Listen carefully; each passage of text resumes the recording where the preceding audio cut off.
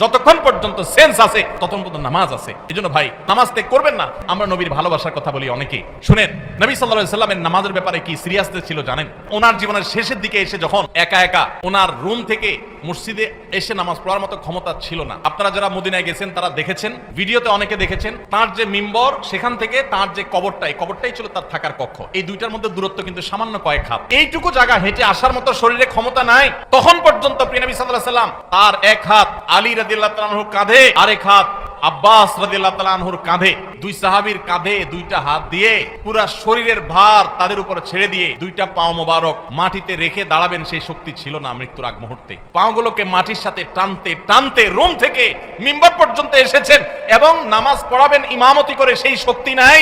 আবু বকরকে নির্দেশ করেছেন আপনি নামাজ পড়ান, আমি নামাজের ইমামতি করার শক্তি নাই।